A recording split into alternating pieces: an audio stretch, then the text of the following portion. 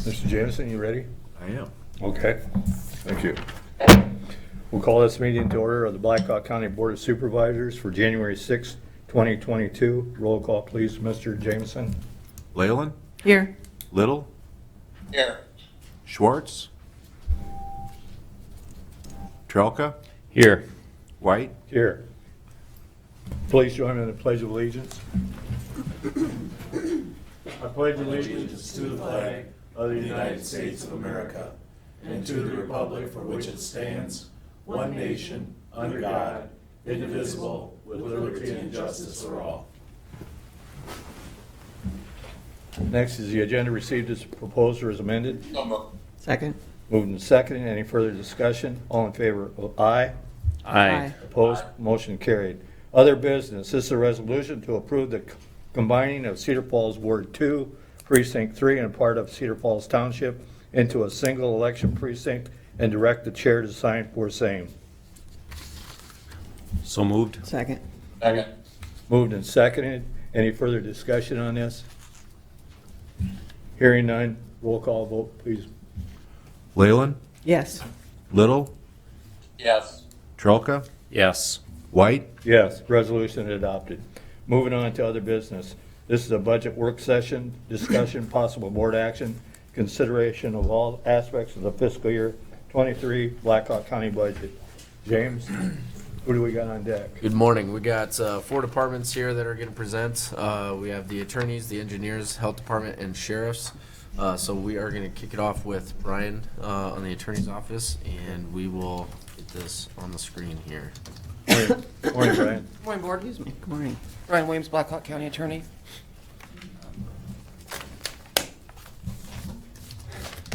In terms of my budget this year, one of the things coming into it was still reeling from COVID a little bit in terms of fine collection. We bounced back pretty well through calendar year 20 and through 2021. I didn't see much of a drop-off. The one thing that we have seen, the law changed last year with regard to room and board, which now requires that we take action on behalf of the Sheriff's Department in the form of small claims actions, which was not the case before.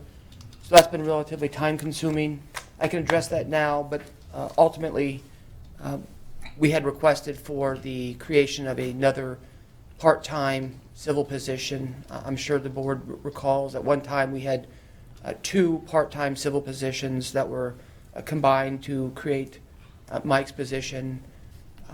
The objective with this new part-time position would be that they would be the ones that would still work with Mike and myself in communication with the board, but they would be the attorney responsible for those departments that have autonomous boards. And I'll address all that with the board with any specific questions that you have. But with the creation, or I should say a requirement that we file these civil petitions for small claims actions in room and board, as well as hoping to avoid any conflict with the board. That's the only thing that's really out of the ordinary in my budget is the creation of that position. How do you see that position working? Brian, I got it. Go ahead. I'm thinking a part-time position, so meaning part-time for this and part-time for something else, but a full-time position, or no? No, it would just be a part-time position. They would be responsible for conservation, health, and VA. We would also have them do what's called post-conviction relief proceedings, which is a full-time docket. It's not too time-consuming, but it is on the docket quite often. Those are actually civil proceedings that we have subsequent to a criminal proceeding. It's a way someone can attack a criminal conviction after their appeal process is run. They would be responsible for that as well. So you ever see it going into a full-time position? No. No? No. Okay. And is it determined then by what's kind of going on as far as the hours, rather than having a set 20 hours or 30 hours or something like that? Is it a position that's just flexible but less than full-time?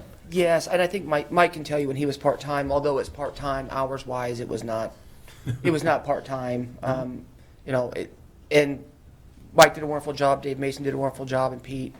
The county always came first, even though, like in Dave's case, he did other legal work outside of the county, but the county always came first. And thankfully, I think I'll have some people that are interested, but that is a conversation we have to have, that county comes first and everything else. They'll have to really cut back on anything they do outside of the county work. Well, and because work tends to fluctuate too, as far as needs and things that are going on. I Yep. just thought too, if it was. And a the person- meetings that occur with these autonomous boards, and they'd have to be present for those, and still, be communicating with Mike and myself about kind of what's happening, and ultimately what we articulate to the board for whatever happens to be percolating at the time. And in fairness, I guess, to this employee then too, would they be a person that's available for benefits and that type of thing, or They would because be. of, they would be, so They it would would be a full-time, or Yes. employee, considered an Yes. employee in that Yes. sense? Yes. Okay. Tom, did you have some questions? Yeah, so basically, Brian, what we're doing since Pete left is you're adding a full position when you're said and done, is that correct? So for this position, no. No, I mean, the situation from when Pete was here to where we're at today, we added one full position, which would be Mike. Because the half position that you are gonna request today would be the same as Pete. Yes, that's So correct. in the end, we basically added one full, staff member, is that correct? We would have added a half, because we went from 2 halves to currently 1, and then we'd be adding a half, so it would just be addition of 1 half. Because before we had Dave and we had Pete, and then we had Pete and Mike, combine those 2 positions for 1, and now I'm just requesting to have a part-time rather than a full-time. Who works with the assessor's office, or is that more their budget and business? Mike does that primarily, and I think Mike can tell you that's pretty time consuming, particularly with regard to litigation that occurs.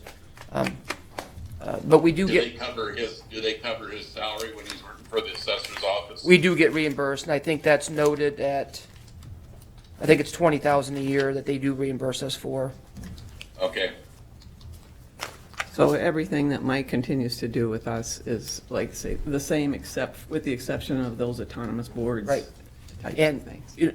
the idea was, so whether it be me, Mike, or anybody in my office, our ultimate ethical obligation is to the board, right? To the board as a whole, not department heads, not elected officials, not individual supervisors, to the board as a whole.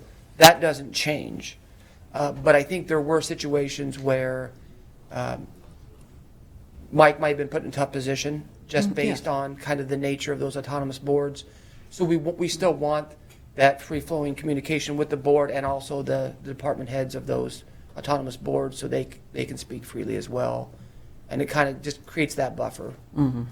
Yeah, I think we thought about that early on, just weren't sure how it would work, so this addresses it, although in the same department, I suppose it still has some issues that could occur. Yeah, because it's all yeah, for the inevitable, I think, inevitable. county. Okay, so we're calling it part-time position, and I know we're talking about a half-time person, but we're not, that half-time person's hours aren't necessarily half-time hours, it'll be whatever, okay. And part of that is by code, because the code distinguishes between full-time and part-time county attorneys. Okay. It does allow for then part-time county attorneys to do other work. Full-time county attorneys cannot do any work outside of, legal work outside of that. So Okay. that's kind of why we make that distinction as well. Okay, thank you. Any other questions? James, did you have something? No, sorry, I was just finally got screen share Oh, okay. activated, so it is on the board now. But you'll see that really the driving factor and the increase in this budget is really just those salary and benefits. If you were to remove that, I mean, really everything is staying stagnant. We have an increase in revenue and a decrease in capital. So everything's really looking good, staying stagnant. Really outside of that, salary and benefits. So. It is interesting, I guess, that the 22 budget and 23 are exactly the same. There's nothing in there of shifting or changing or anything you wanted to. The one thing that we did, so I think fine collection went up. I spoke with James at length. We did that a little bit different this year. In years past prior to James, what happened was we took the 28% and the 5% that goes into the county attorney's budget. We combined those. This year, the budget is just that 28%, and I think James is going to do something with the fund balance in terms of what that 5% would be that it comes to us. So that went up. What went down was we got out from under a a grant that we'd had for quite some time. The reporting requirements just became too much. That's not to say that we won't go back and seek that grant in the future. It just became a full-time position just to do the reporting requirements. And that was about $31,000, I think, a year that we got out from under. Short of that, you know, in the years past, if there's something that comes up in terms of expenditure that's out of the ordinary, capital or otherwise, I've been using fine collection for that money as it is. So I didn't see too much need to change. There are things, like with every department, that are unpredictable, depositions. They were next to nothing during COVID, and now who's to say they won't go up exponentially? Brian, did you say, did I miss it? You were covering the cost of one of the deputies. Are you still doing that through that fine money?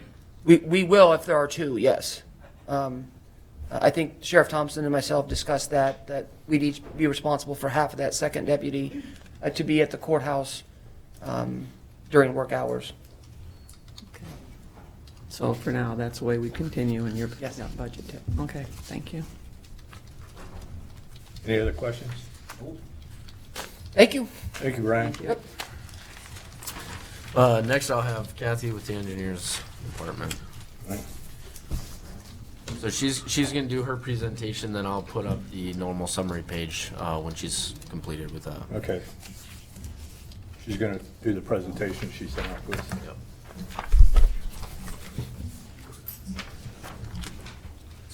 Chris joined. Jim, did you notice Chris is there now? Yes, I did, thanks.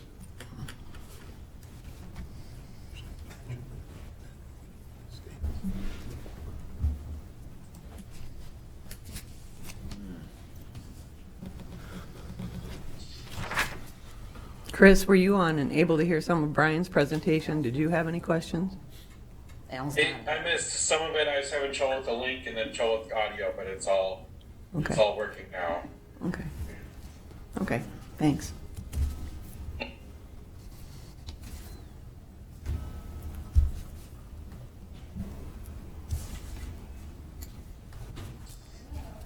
Yeah.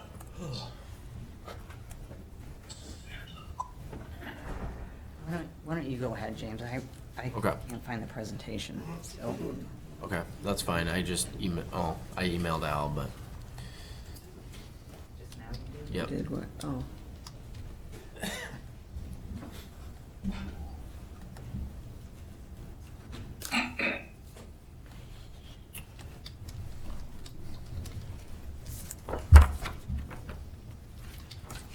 All right, so on the screen here, you'll see that engineers department, it's gonna look a little bit different than it did last year. Last year, we combined 050 and 051, which is the construction side of the secondary roads department. And then we also included the fund transfer from the general fund and rural fund. So right now, you're looking at the revenues increasing by $308,528. The salary and benefits are increasing. Operational expenses are increasing as well. And then moving down to the capital equipment and capital construction. And when you offset the increase in revenue with the increase in expenses, you'll see the grand total at the bottom for the percentage looks a little bit strong. But that's just with the nature of the revenue. Quite a bit of revenue is offsetting those expenses, but you are looking at an increase of $795,551. And I'll let you speak to. Can you help me with my presentation? She wants her It's okay. It seems like it's 8 pages, but it's not taking. It's on the desktop here. So if you go to, so currently James is sharing. So, And I can stop sharing here. Yeah. and I don't know if yours is, so. Right here, and then I have your presentation up. And then Thank you. when that thing pops up, you can get to the start slideshow thing. Okay.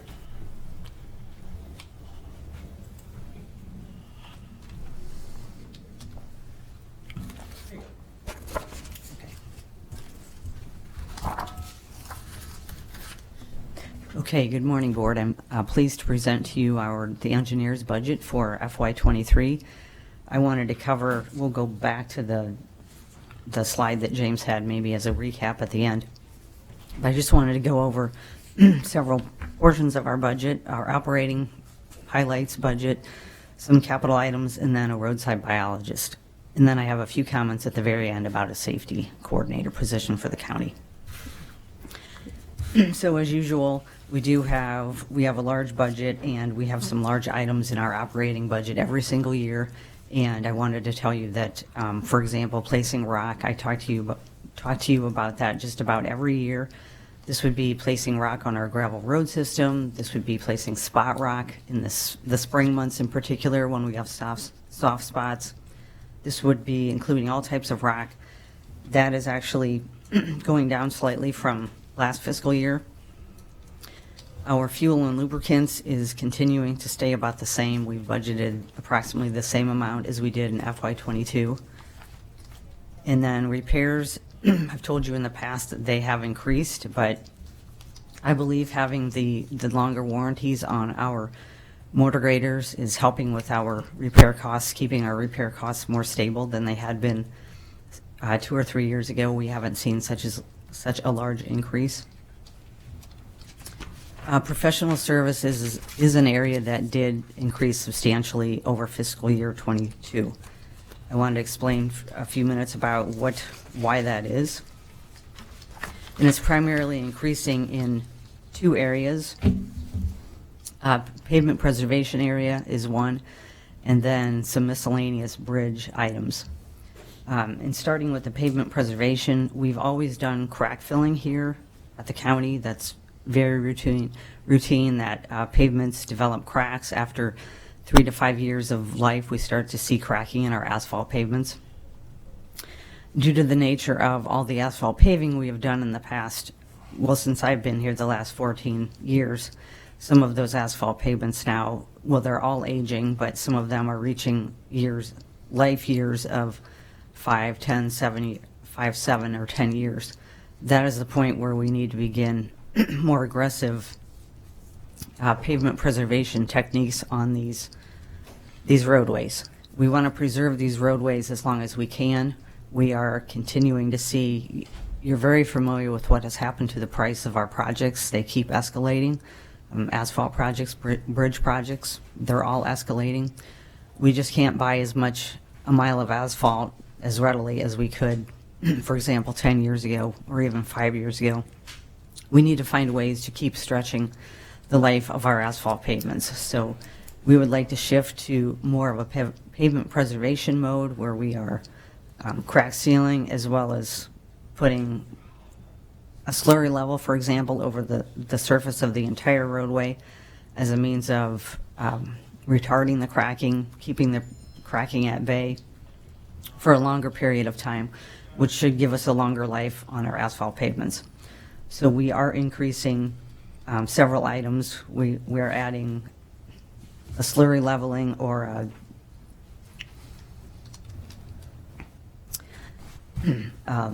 some more rehabilitation of our asphalt pavements in this budget. The other area where we are adding additional money would be a guardrail improvement project, revetment work, and bridge approaches. Bridges need revetment when, after an inspection, we see that there could be a chance of scour, for example, scouring away the base of near the abutments. So we need to keep up with some of that work as well. So we are budgeting $140,000, I believe, for revetment work, or $80,000 for revetment work, excuse me, and then $140,000 for guardrail repairs. I've told you in the past that guardrail just ages out. It gets old, it needs to be replaced, the wooden posts age, or additionally guardrail gets hit and then it needs to be repaired. So those are two primarily why our professional services budget is increasing $525,000. Moving on to our capital equipment list, I gave you a separate sheet for that as well. You can see we have a large expenditure, a large request this year at $1.243 million. Let's begin with the tandem axle dump truck. We need to this is just another continuing replacement of our fleet, of our tandem axle, our single axle, and our motor grader vehicles. We would like to replace number 42, which will be a 20-year-old Sterling vehicle, tandem axle dump truck with over 400,000 miles on it. We've replaced many parts on this truck. Sterlings, I've told you in the past, they are very difficult now to get parts for. They're no longer a company. They're no longer in existence as a company. Body parts are particularly hard to get replacement for. We're budgeting this item at $235,000, and we would be trading in this number 42 at the time of the purchase. The single axle dump truck, we would like to trade in, and this is slightly different than in the presentation I emailed you yesterday. We would like to sell or trade in number 30, which is a 2002 Sterling truck with 178,000 miles on it. The unit's dash is no longer properly affixed to the truck. I think I've showed you in years past how we've had to bungee cord the dash to the truck. That's also happening in this vehicle. It just gets shaken apart over a number of years. It just gets shaken loose from the actual truck. So that is happening in this truck. It's currently being used as a spare, and we would like to replace it. We need to replace it with a new truck, and so we are budgeting $160,000 for a new vehicle. And at that time, we would trade in this vehicle. Moving on to the motor graders, we are at this time, I told you last year it was time to start replacing the Volvo motor graders. We did replace one of those this fiscal year, FY22. In FY23, we would like to replace 2 of our Volvos. We would be keeping some older or more hours. We have 2 John Deeres that have more hours on them, but we do like having the fleet be consistent as far as repairs, knowing how to repair our equipment, that type of thing. So we are opting at this time to replace the two Volvos. And those are being budgeted at $390,000 each. Okay, moving on to our mowers.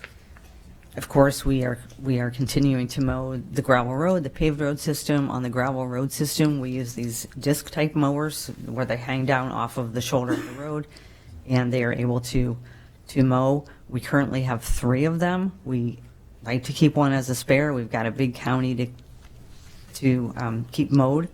So our currently we have 2. We have a 2011, 2016, and a 2020.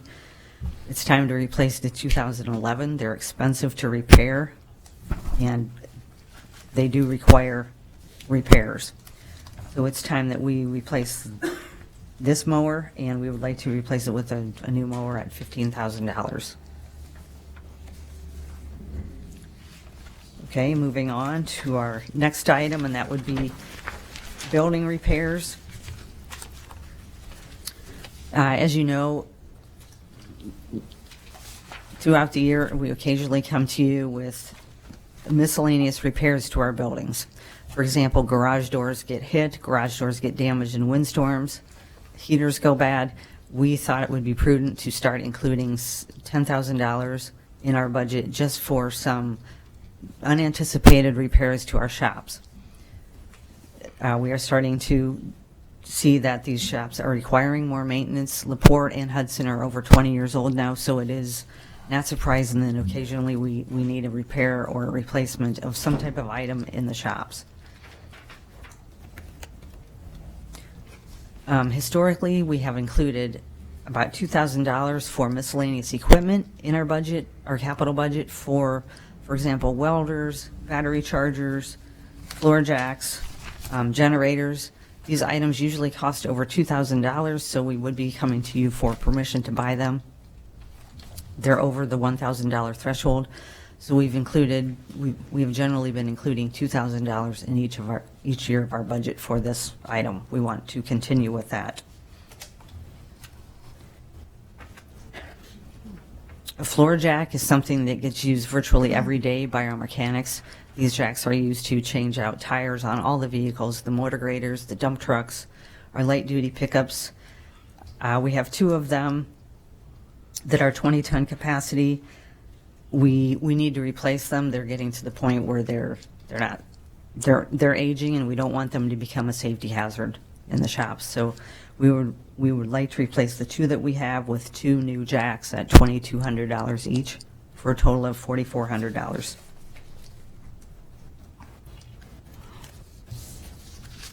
Moving on to a pickup truck, I will be speaking to you about the roadside biologist.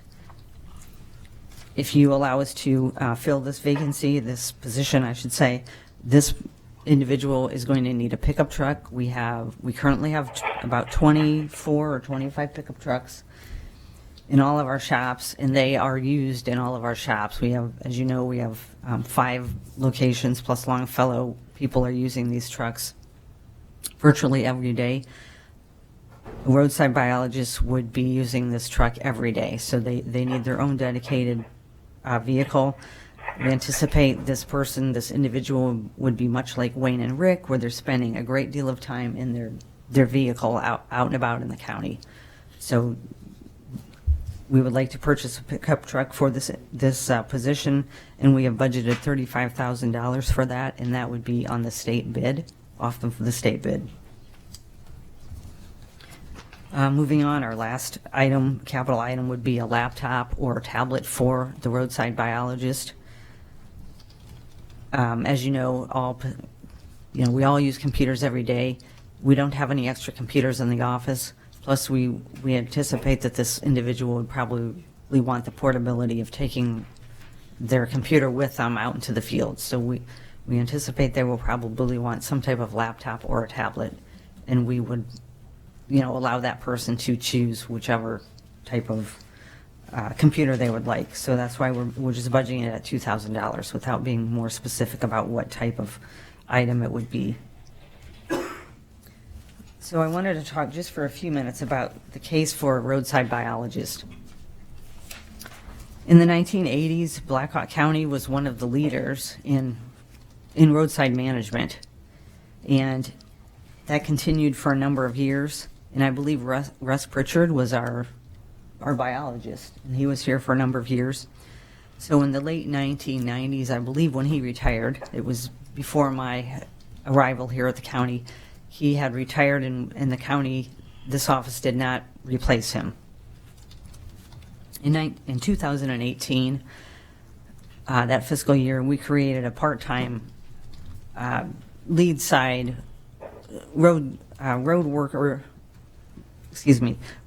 lead worker position, and that is who is our current weed commissioner, for example. He is in a snowplow for the 3 or 4 months of the year, the winter months, and the other few months, in the summer months, he's out spraying weeds, has been his primary duty. After much consideration and visitation with other counties, I feel like this county could very much benefit from an actual roadside biologist. We could be more efficient and we could be more productive with a person dedicated and formally educated in roadside biology. Just to show you. I got a question on that then. Sure. Do you have a job description for this position? Yes, we've been working with HR over the last few months. Has the board seen it yet? I don't believe so. Yeah, I'd appreciate it if you could send that to all the board members during this budget process so we can take a look at what the job duties would do. And also, is there any counties around here that carry this job description or this person? Yes, so approximately half of the counties have a dedicated roadside manager, roadside biologist. They have usually go by one of those 2 names. Bremer has it. Bremer, Buchanan. I'm going to speak in a few minutes about some of the other counties we went and visited and learned from. Yeah, I see that's in your presentation just a little later. Yeah. Okay, so just to show you how much time we spend on roadsides, I mean, we have 4,300 acres of roadside here associated with our roads. That's our right-of-way in Blackhawk County. So 4,300 acres of roadside that I feel needs to be better managed. We do spend quite a bit of time, and this would primarily be our secondary roads guys, our equipment operators, in the winter months when they can't be plowing snow. Oftentimes they're out cutting brush. That's what they're doing much of the time when the vehicles are cleaned up and there's opportunity to go out and cut brush. And so we spend, you can look at the table there, in the last few years we've spent close to over 5,000 hours on roadside management in brush cutting areas, spraying, weed control, and then mowing. So this is equivalent to about 2 to 3 people, over $180,000 we spend on this item. I feel with a more educated person directing our activities, we could be a lot more effective and efficient at what we're doing. And I'll explain that in a little bit here. One of the other items that we undertook this year, and we told you about this early in 2021, is this, my department, we did a survey of people's opinions of our roadsides, our roadways, our bridges, that type of thing. And I'll just share a couple of the questions with you and their results. So one of our questions was, do you agree that we are doing a good job of managing roadside vegetation? And you can see from the pie chart here, these are in percentages, that the vast majority of people agree that we are doing an adequate job. They strongly agree with that position, or they somewhat agree, or they're neutral. And just a few people did not agree with that. So, like I said, we've been doing a pretty decent, adequate job. Should the county place more emphasis on creating more pollinator habitat and increasing the aesthetics of ditches by planting more native prairie species? And you can see 52% of people said yes, that they would like to see us place more emphasis on our roadsides, either by creating pollinator habitat or just making them look better, with native prairie species in particular. Is that Go ahead. Is that what he would be doing then, Kathy, is planting this stuff, or would Mike be helping you with that? So this individual one of their focus areas would be maintaining the native prairie that we already have planted out there, as well as establishing it in other areas that we could be doing that. And there are numerous areas. So then we asked, in what areas do you feel that we can be doing a better job of improving our roadsides? And we had several categories: improving areas of erosion, ditch cleaning, weed control, native seeding, which ranked high, and then mowing and tree removal. So all of these items are ranked very high. I believe about 265 people responded to the survey. So all of these areas were areas that people felt the public, our 263 people that answered the survey, felt we could be doing better. And then the next slide shows a few particular comments that they had. And this ranged everything from cutting more brush at particular intersections, making intersections more visible, don't have so many trees growing in the ditches. So there's a select number of people who are interested in seeing us improve. We're doing an adequate job, but they would like to see some improvement. So in order for us to get better educated and to find out what's going on in the world of roadside management here in Iowa, myself and Wayne, several of us from the department, Mike Hendrickson went with us as well. We visited 4 counties throughout Iowa: Dallas County, Lynn County, Bremer County, and Buchanan County, to see just what they're doing in the areas of roadside management. They all have a dedicated roadside manager. Some of them call this person a roadside biologist, but all of the 4 people that we talked to had roadside degree or wildlife management degree. They had some type of formal education in this field. And it became clear to us after listening to them and seeing their processes that we, like I said, we're doing an adequate job with our resources, but we could be so much more efficient and effective if we had a knowledgeable person giving us direction in this area. Kathy, you mentioned Mike Hendrickson went with you on this Yeah. trip. Do they carry an individual with that type of qualifications? Do you want to speak to that, Mike, or? Mike Hendrickson, Director with Blackhawk County Conservation. Yeah, we do, Tom. We've got a couple of individuals. We have 2 wildlife conservation employees. Those are their titles. And they certainly do all of our environmental type work, our prairies and our manage our forests and things like that. This would be the type of individual, and I've talked with Kathy at length about that, this would be the type of individual that if this position would come to fruition, that I think she would want to be looking for. A very strong wildlife background all across the state of Iowa within the county conservation systems. There are lots of young people out there, very highly qualified in this field, that would really jump at an opportunity to have one of these positions. These are very liked positions by these employees. The employees that get into these positions love it. They are creating habitat. Water quality concerns are through the roof now in the state of Iowa as well as all across this country. And a lot of times water quality begins in these roadside ditches and things like that. Kathy mentioned over 4,000 acres of roadsides in Blackhawk County. That's a lot. I hate to call it habitat, but reality is we are in Iowa, folks, and sometimes our road ditches in a lot of places, that's the only habitat we have. And to be able to enhance that, especially with native prairies and or native grasses that sink roots sometimes 4 and 5 feet into the soil and help hold those embankments and help with that water quality, it's huge. So yes, back to your original question, we have people on staff that are very qualified to do those things. I did talk with Kathy, and I really hope that this position will come around, because I would like to see our 2 people actually working in cooperation with this individual to work on that over 4,000 acres. It would be a great improvement in Blackhawk County, and we got to tour several counties, like Kathy said.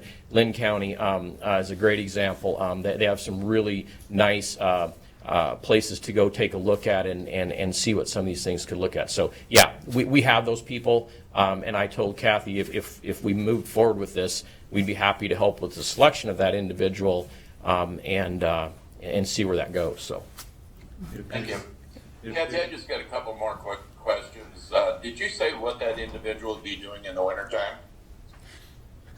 Yes, so, well, no, I didn't say that yet. But so, in speaking, like Mike said, Lynn County was a great example.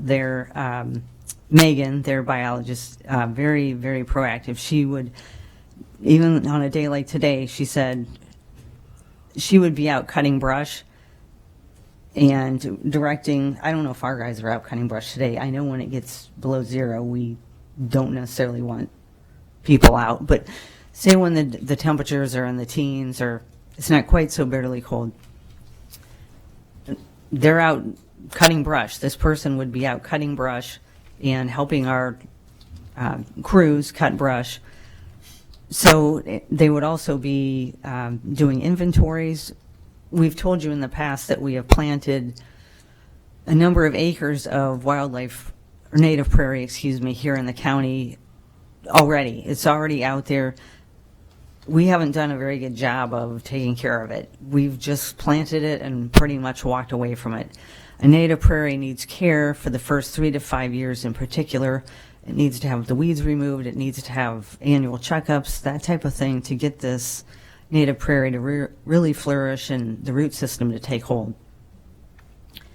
We would be conducting an inventory. We would be able to receive money through the state, the integrated roadside vegetation management program. We should be able to procure grants to help us do an inventory of our native prairie, help us know where to take care of it, and then of course, plant more of it in the future in many areas, it would be very beneficial. So I believe this person would be busy.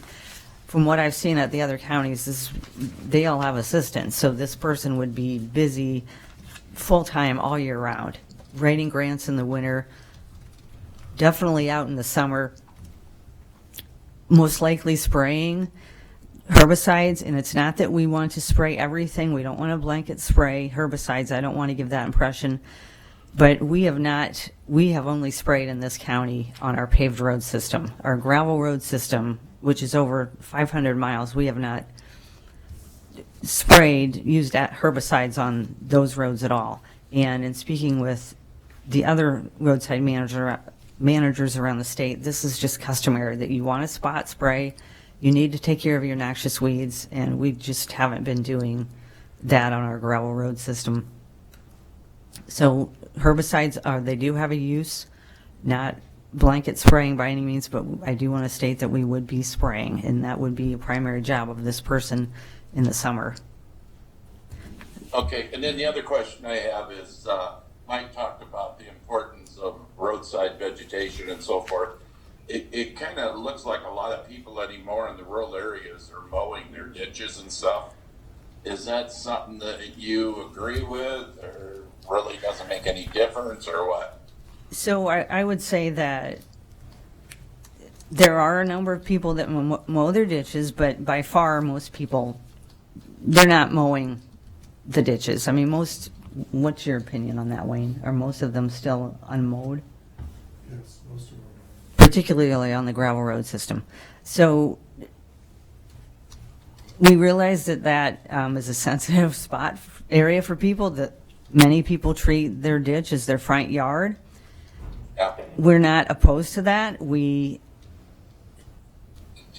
However, we don't necessarily promote. There are some reasons to not mow. You're probably all aware of the state law that says you really shouldn't be mowing the ditches until, I think, July 1st. There are a number of reasons, for example, safety exceptions why they could be mowed, but maybe this county would want to look at that.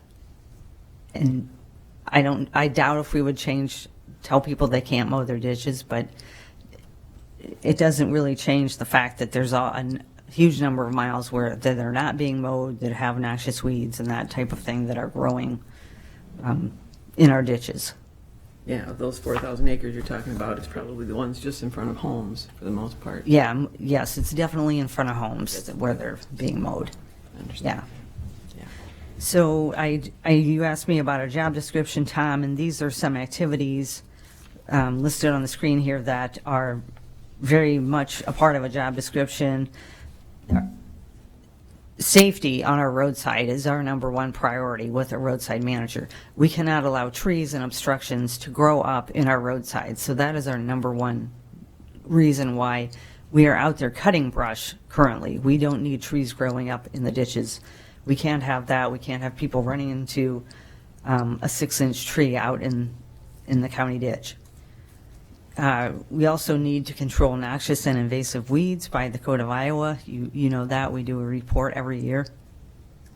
As Mike said, there are a number of opportunities to look at increasing water quality with planting native prairie, establishing a better root system, holding some of that water in for longer periods of time before it flows into the rivers and creeks. I would like this person to get us much more into the native prairie plantings, get them more widespread, and to take care of the ones that we have and the ones that would be planted in the future. I would like to see us develop adopt a roadside program. We had one currently, but I think we only have one or two groups that even participate now. But I believe this person could educate the public and get more interest in that program. Just get people more interested in the roadsides. Okay. I don't have it in front of me, Kathy, but what do you have plugged in then for a salary range? Okay, so moving on to that then. So I did want to say that this is a new position, but we are not increasing FTEs in this department. If you recall last year, a year ago at budget time, our office specialist had just retired, and I wanted to hold this FTE for a year and investigate getting a roadside biologist. So we would not be increasing the FTEs. And if you recall, we are sharing with Mike Hendrickson, the Conservation Department, we are sharing our GS position half-time with them. So we figured an office specialist would be about 45,000 plus half of the GIS salary is being contributed from conservation for about 27,000, and that gives us about $72,000 to work with if we're staying within a budget compared to FY22. So in working with HR, we think a salary in the area of $60,000 to $65,000 would be reasonable. Again, we haven't advertised, so we're hoping that would be reasonable. And then this position would report to the engineer, and they would start July 1st of 2022. So can I answer any questions about that? That part of it. It You're going would to go appear back. you already have a robust dialogue with conservation. Yes, we've been talking about this for over a year, and like I said, communicating with a number of counties. And over half the counties, as I've said, have some type of manager or biologist. Okay, just to close out here, I just wanted to give a few thoughts or my comments on the need for the support for a countywide safety specialist, safety coordinator. Before you go to that, Kathy, you skipped over the slide that how we'd be more efficient and effective with this position. I guess if you wouldn't mind, I guess making the case for it is, that's important. Right, so I put in a few slides about just how, more specifically, how this person could be more effective.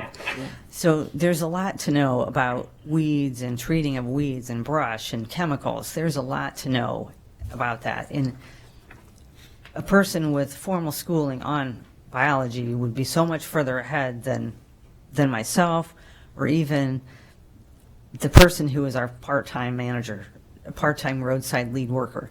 He's told me himself he doesn't have any formal schooling. He does go to classes. He doesn't have an applicator's license, so they get training once a year. But he's told me himself he just doesn't have the background to probably what we need is we do need someone with more education in this area.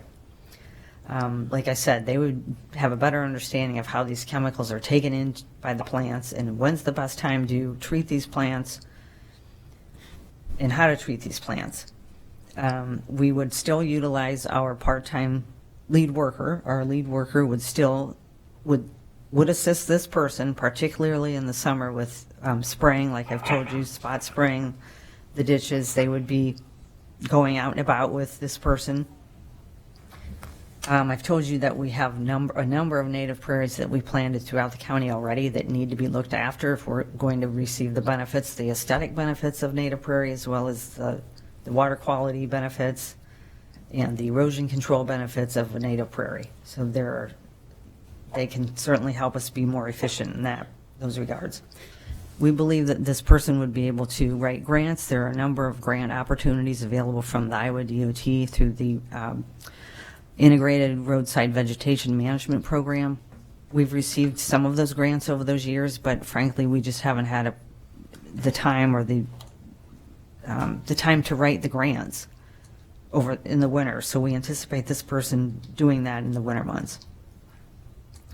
I just thought I'd give you one example of something that seems to be becoming more widespread as we're having warmer winters now. Cedar trees. The Dallas County people were telling us about this, and Lynn County, and if you start to look around at our ditches, we're seeing more cedar trees. Cedar trees, I guess, like warmer winter, so they're becoming more common. So I put in a couple slides here. If you drive around on our system, we're starting to see more trees growing in our ditches, and we really need to be smarter about how we treat those. Like I said, we have people now that are cutting brush, but we're still getting more trees. We just need to be smarter about how we're spending our time and our resources cutting these trees or anything that's growing in the roadsides. And then we also feel like this person could be very beneficial to us on projects. I've told you in the past about, we've had to move mussels for a bridge project, for example. We've had to do monitoring of turtles for the Cedar River Bridge project. And we've always had to rely on experts, and I'm sure we'll probably still continue to hire a consultant to monitor a turtle, for example.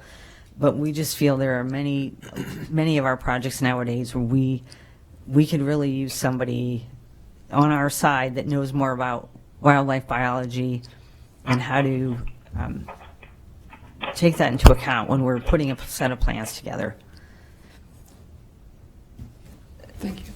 So I think that brings me back up to my safety specialist. So I should just maybe preface this by some of the activities we've done this year in the engineer's office for safety. In June, we were visited by Iowa OSHA, and I had called them in on a particular matter that we needed assistance with. We had a recordable loss, and I was in the hearing with a hearing recordable loss, and I was looking for some assistance. So they came in and looked at the county-wide safety program as well as the engineer's office safety program. And we were tasked, after their visit, we were tasked with spending quite a bit of time putting together a number of improvements they saw that we needed to do to be in compliance. And one of them was doing job hazard analysis for every activity we do. And this is simply taking a look at all your common activities, and every department has activities that you all do, that we all do, and identifying the hazards with them. And once you've identified the hazards, how do you mitigate for those hazards, whether through PPE, personal protective equipment, or avoiding the action. So we had over 50 activities, work activities, and we went through the process of writing these job hazard analysis. It was good for us to become more aware of what our hazards were and how to mitigate for them. One of the hazards was welding, and we were not able to know what our exposures were because we just didn't have that information. To be honest, we didn't know we weren't aware that we should monitor welding fumes, for example.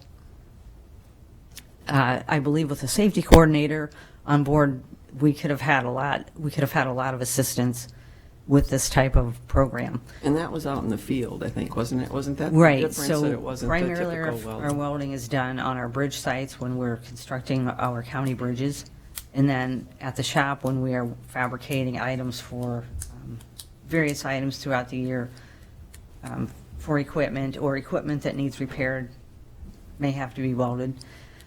So we had to monitor the exposure from welding fumes. So we hired an industrial hygienist, and we were able to accomplish that. So I believe we could have, this past year in particular, a safety coordinator would have been very beneficial for us.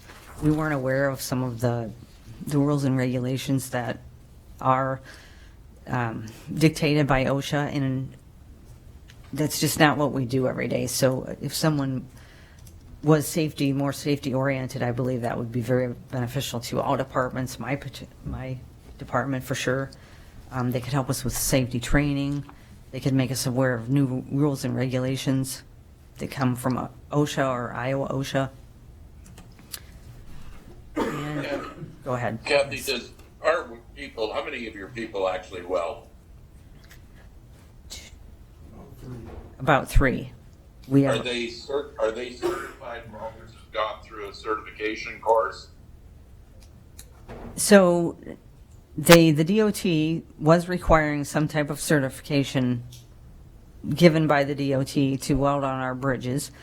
Now we just need a certified welder as certified by, I think, the American Welding Society. So yes, they do have a certificate if they're welding on our bridges. I believe our mechanics they may have some educational background in welding, for example, from Hawkeye, but they don't have there's no certification that comes with that. So they've had no formal education in welding? It's not a requirement. I think that maybe our mechanic has some formal education in welding, but still, that doesn't, I guess that doesn't tell us what our exposures are, or if he should know what the exposures are. I just know I've been involved in training on welding classes. Part of the certification or a formal welding class also goes into the safety part of it. So I was just curious if they had any formal education, if they had any safety training along with that. Because that Hawkeye, certainly I believe they would provide that or did provide that. Yeah, she would be instructed definitely on footwear and handwear and keeping a shield on your face and that type of thing, but every type of welding can have a different type of fume, and it depends on if you're outside or inside, and many things would go into account the type of exposure a person would have, and that's what we were tasked with monitoring, is them being in a typical welding situation here at the county.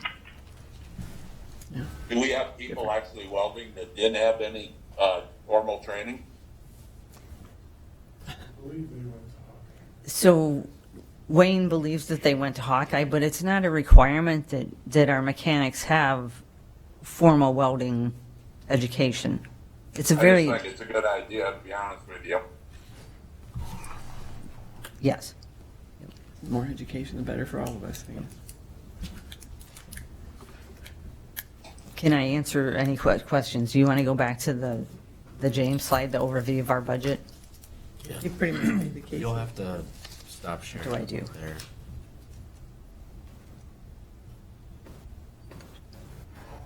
There we go.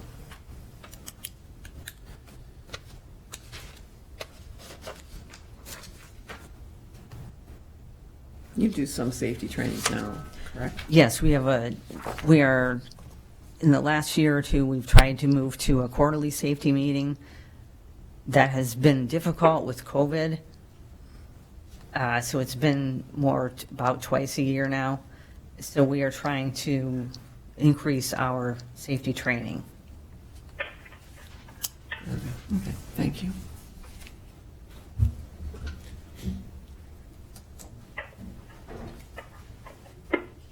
So can we answer any specific questions about this, the actual budget numbers? Oh. Nope. James, okay. No, the things of your slide, or you mean particularly looking Or at the any financials? Were you gonna bring those up, James? I don't know. Yeah, we're working on it. I think I need Al to do something over there, because I'm screen sharing, but it's not coming up on the screen here.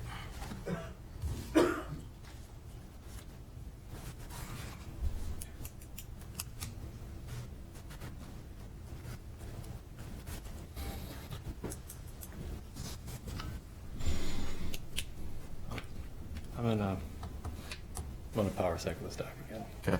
Last time it was this guy. Apologize. That's what I do. It's comforting to see an IT guy doing that. Not comforting to the IT guy. Thank you. If all else fails, unplug it and plug it back in. Again and again. No, not again and again. All right. You still got stuff out here? You still got stuff on your screen?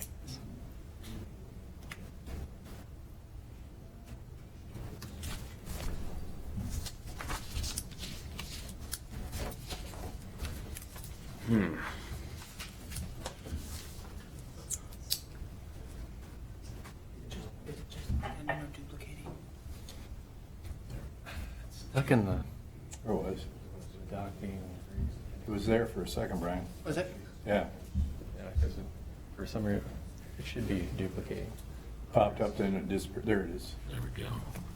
Oh, hold on. Now, can you make it bigger? Hold on, it's the... You just got to maximize zoom, I think. There we go. I think we're good.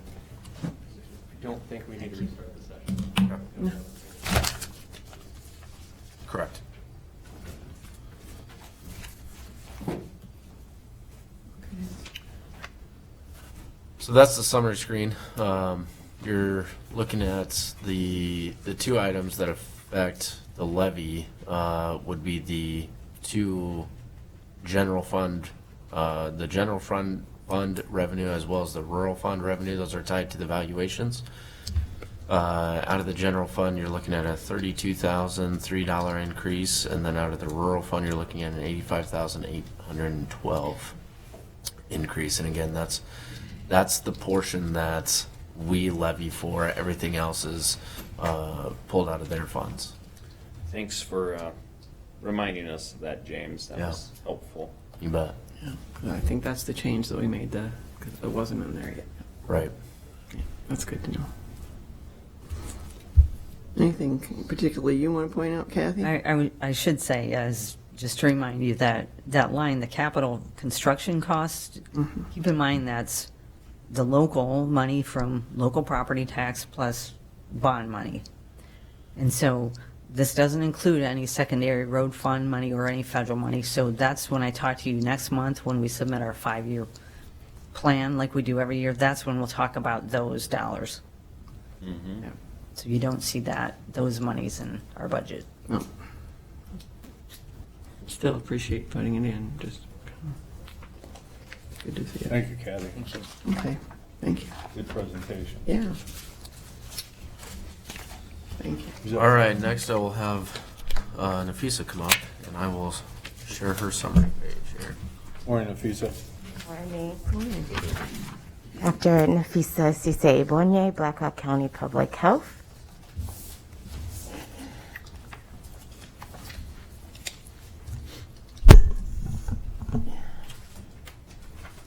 Perfect. Okay. Good morning again. Our board chair, Dr. Reverend Mary Robinson, wanted to be here, but due to the change in schedule, she could not be here.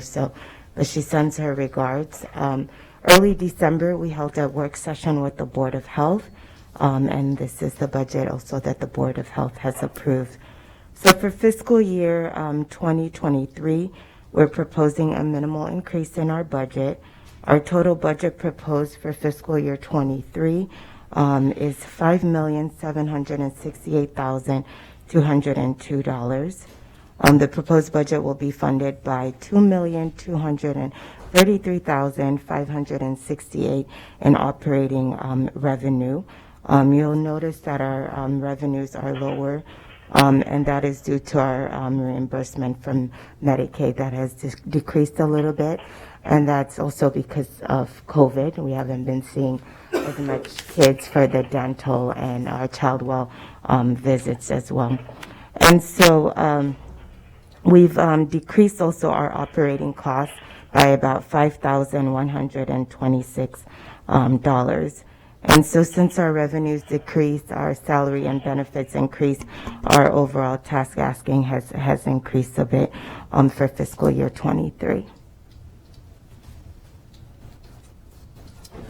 I will, excuse me, I will note on the salary and benefits side, again, bringing up the workers' compensation, that 23,000 of that, they are seeing a 91% increase on that. And so a lot of that driving force is workers' compensation as well.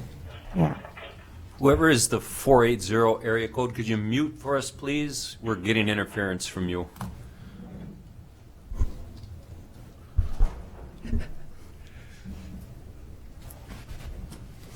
Can we mute them? Yeah, we can, but yeah.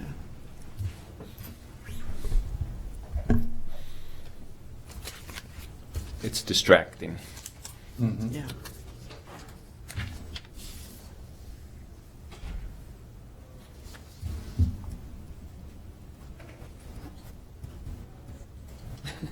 Thank you.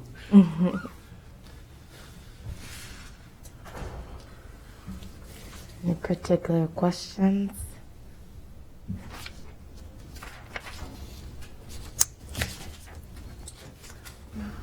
Pretty straightforward Yeah, this budget. one, Yeah, you pretty know, straightforward. Yeah, I again, was gonna it's say there pretty wasn't- straightforward. Everything's staying relatively the same. Again, that driving force is the salary and benefits that are are really pushing that number up, as well as the offsetting for the revenue with that Medicaid dropping. It looks like it's the tax askings is just almost doubling based off of the salary and benefits as well. So. And one of the things this upcoming spring we'll be working on, is really planning strategically how to also pursue additional grant funds. We do that, but with COVID, there's been so much going on as well, and so, but the amendment also reflected one of the grants that the environmental health team received, about $20,166 for their equipment, which offset property tax dollars.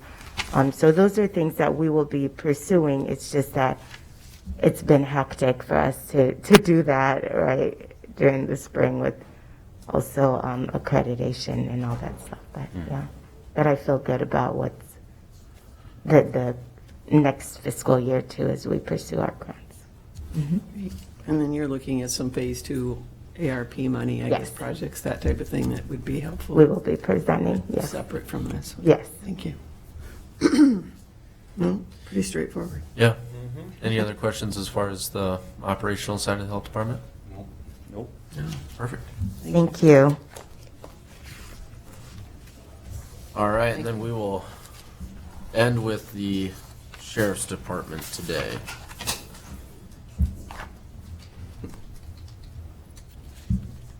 Good morning. Morning.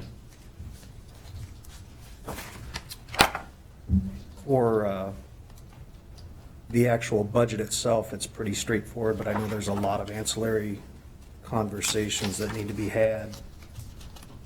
As soon as James. It's up and running. James, do you want to walk through the actual general fund and rural basic stuff first? And then- Yeah. Yep, that's no problem. So right now, again, we're looking at the driving force is really just the salary and benefits. As we know, most of the sheriff's employees are unit based, so we don't have much say on that, especially after the adjustment that took place mid-year. You'll see the revenues stayed stagnant, so we're comfortable where the revenues were. Salary and benefits, obviously, with the increase. There are the operational expenses did increase by $261,000, but those were just a few items. It's really that are driving that $261,000, and then just an increase in capital, just a lot due to the price of vehicles today. You'll note in the operating, the three items that increased were the three contractual issues, really. It's food, health services for the jail, and professional services. So Tony's department got hit real hard with workers' compensation. They are by far the largest increase with 180%. That was $158,000. So of that 970, 158 is allocated to an increase in workers' comp. So it stings a little bit, but it is where it is as of right now. How does that compare to previous years? We were at 30% of our cap last year, but it sounds like IMWCA indicated that some of our credits, or what do they call them, tokens, should have been pulled. Yeah, I mean, well, I don't have it pulled out by each department, but due to just the history, our 10-year history being relatively high, at 88% for the whole county, and then each department kind of fluctuates based on what the previous year was, and we did lose a good experience bonus and another credit driven by last year's claims as well as just the 10-year historical claims. So they kind of adjusted where they felt that was needed in certain areas of the departments, and obviously Tony's our biggest department, also one of the largest, most likely to have some of the greater hazards as well. So that's the rates that we're dealing with until March. We'll find out what the new rates will be.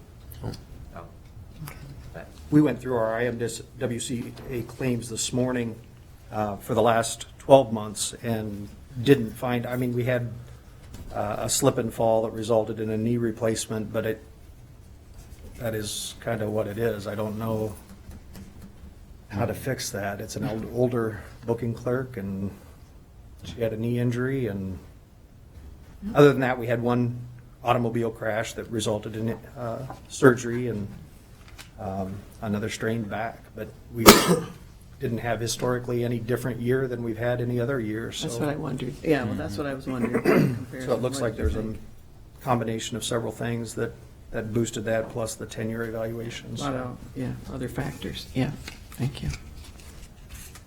19,000 in capital. That still doesn't get us to what an actual squad car with an upfit costs. So we tend to eat into budget with each purchase of a new squad car, but we're keeping pace with our 5-year projection that we give you every year. So that is what it is too. Squad cars cost money, and we're happy to keep that rotation the way it is, and so we bite the bullet and pull what little bit for cages and consoles and things like that we have to keep on pace with what we've been forecasting as that fiscal capital 5-year plan. So you feel that rotation does work well? It's just about perfect. We try and get out of a vehicle between 130 and 150,000 miles, and every once in a while we'll have a vehicle. I think Rory got a vehicle, Kathy got a vehicle, and so we can be a little bit prudent periodically with a vehicle from time to time and help another agency out within the county, but for the most part, we get out of a vehicle while we can still get a little bit of trade value out of it, but still keep safety in mind for our officers. So, Are we buying any vehicles, updating the fleet through our money? we have not forecasted any ARP money for that, no.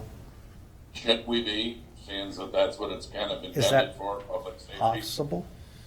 It would be, but again, when we start getting out of a rotation, then we're going to have to start this rotation back up at some point, and so that's going to be something that I don't necessarily want to allocate ARP dollars towards if we're just going to have to be continuously doing it anyway. You know, Tony carries the largest fleet, and therefore we need to maintain that fleet. We need to make sure that we are consistently staying on top of this rotation. You know, and if history serves me right, we learned that one the hard way. And so, you know, I would say the health department's a little bit different because they haven't been on a rotation, and that's why we wanted to allocate those dollars with her fleet. But once we update that fleet, we'll need to start a rotation, and that's something that, you know, we'll need to assess at that point. But I would advise not to put any vehicles towards ARP. How many cars do we have in the fleet that we rotate? At the sheriff's office or total? Sheriff? I think there's 44. 44 total in the fleet? I see what your logic might be on that. Don't make any sense of taxing for vehicles when they can be bought through that ARP, just to stay on some rotation. I think you can still stay on a rotation and still replace anywhere from 5 to 7 to 10 cars. My opinion, when you're sitting there with how many millions? 24 million, 23 million? You're proposing just like for this year, take it, instead of taking it out of capital, take it out of ARP. I think in replacing 10 vehicles, I mean, you're still going to be on a rotation. I guess I don't understand that theory, but when you're sitting on the money that we have, why wouldn't you do that when it's intended for public safety? Well, at one point, if we lower the levy and lower the capital and not pay for the rotation out of these dollars and use ARP funds, come FY24, Tony's going to see a very large increase in his capital, and that's going to sting a little bit more in FY24 and FY25 when ARP is no longer there. Yeah, for tax purposes, it's Right. gonna hurt. Yeah. And Why you'll, are you gonna see an increase, James? Tell me in 24. Because if we lower it now, so if you look up, and I'll scroll up here, if you're looking at his capital of 380,500, if you lower that and pay for, if all of that were fleet vehicles, and we lower that this fiscal year, and we decide to use ARP funds, if we don't use ARP funds for FY24, we're going to have to increase his capital line by $380,500. And tax for it. And then tax for it. Why would you have to increase it? Because you may not have that many vehicles. You gotta rotate at that time if we buy more cars. Well, we'll still need to increase it. I guess I see what you're saying, but you're sitting on a lot of art money that right now is not targeted for anything. And it just seems to me you have till 2024, the end of the year, to utilize it. You could even buy cars in 2024. Right, and then that's why I said, I mean, at some point, we're going to see a very large increase in Tony's capital line. If we lower it now, then we just need to expect to increase it by this dollar amount, if not more, depending on the price of vehicles in FY24 or FY25 at that point in time. and we prudently purchase 4 to 5 vehicles every year to keep that rotation going, so that we Right. don't have, I bought 10 laptops for the squad cars all at one time out of grant money, and all 10 laptops started failing all at the same time. So then, rather than having 2 laptops per year, so that you can just easily digest that little bit of a loss, to have all of that come around on a flat tire bald spot, all at once, that sucks. So the more we dump all at the same time, the more we have all of them coming due all at the same time, too, Right. out of service and But end of remem- life. But remember, Sheriff, when we started this rotation back in the day, Mhm. we started it with all new vehicles. And we felt that pain for a long time. We went out did. and leased them all, but not all your vehicles age or miles at the same time, do they? Well, the majority do. That's why you're seeing what you see. We do consistently 3 to 4 patrol cars every year, and then 1 to 2 out of civil investigations or administration or jail. And so you're seeing that. What we've been able to do is just administratively manage that fleet, so that as we jockey those cars around based on mileage, we know which one's coming due. And as we look at our 5-year capital plan each year and we revisit it, we may bump those cars around a little bit, so that we know, okay, we had an administrative car scheduled for next year, but we're going to change that to an investigative car, because that is the highest mileage vehicle. They're both the same, roughly same cost, MSRP or whatever, but we're going to go another year on that administrative vehicle that we had earmarked last year, and we're going to front load that investigative car this year because it's getting up in miles. Or we had a Ford that's just nickel and diming us, and we got to get the hell out of that vehicle, so we switched that around too.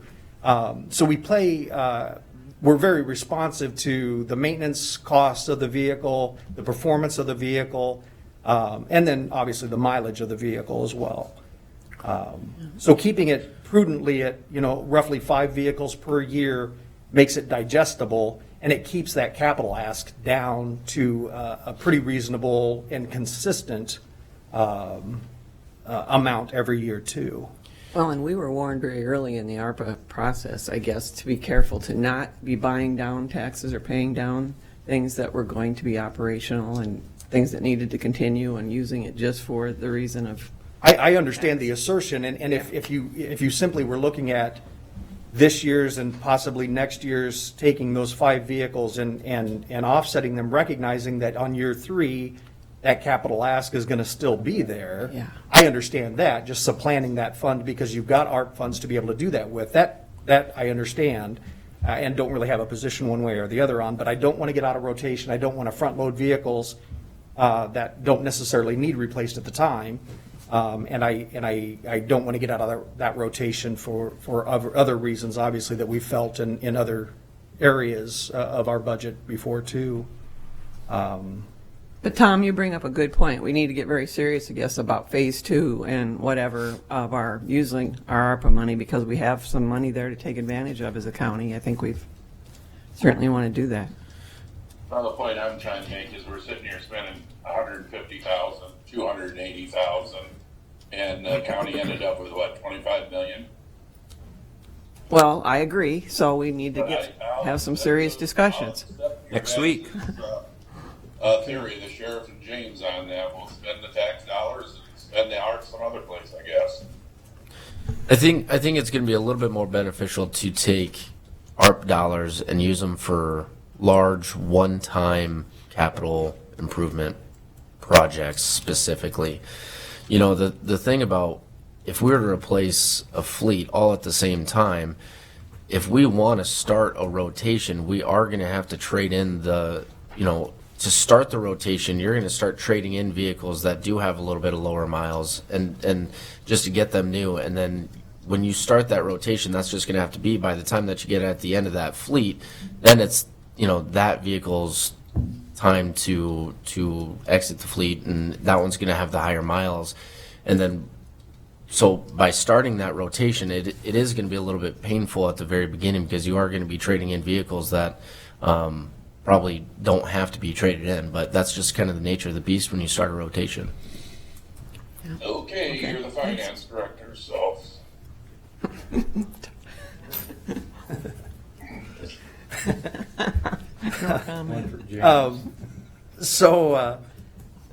Are there any questions on just the general and rural basic budgetary stuff? Those general numbers are pretty straightforward and speak for themselves with regard to everything being reasonably flat. Again, you negotiated the Unit 5 contract. We're able to extend a 3-year. You already know, where that's going to be, and prudently looked out for 2 additional years on where your salary and benefits costs are going to be. Contracts for food service and for medical costs, those continue to go up. But if you look at particularly food service, we're still below where we were in FY09 for food service costs with the new contract. So we're doing very well. That's still very, very flat. Is that per meal? But that's just that we're saving money? That's total. Mm-hmm. That's total cost. From Avions or whatever their name. Were they still Avions when we got rid of them? I think so. To the new Summit, CBE to Summit transition. So that's pretty good. Tony, where's the healthcare contract? Where's that? Where's that at right now? 3 million, something, 1.38. When's the last time I know that's a pain, when's the last time we bid that process out? 676.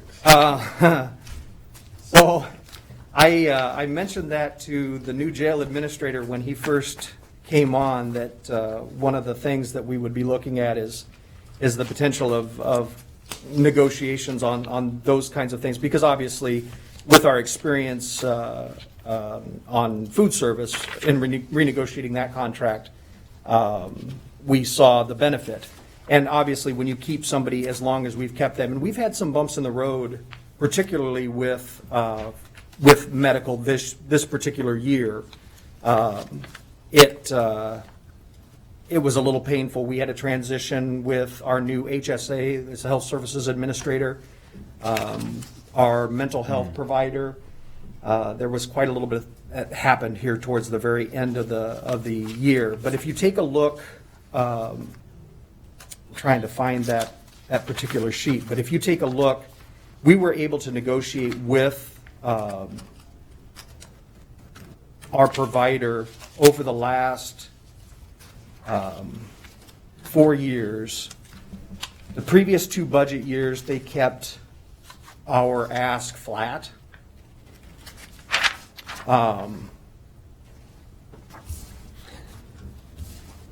Don't we we have a built-in formula each year that So we it's, go by? yeah, it's 3% or CPI, whichever is least.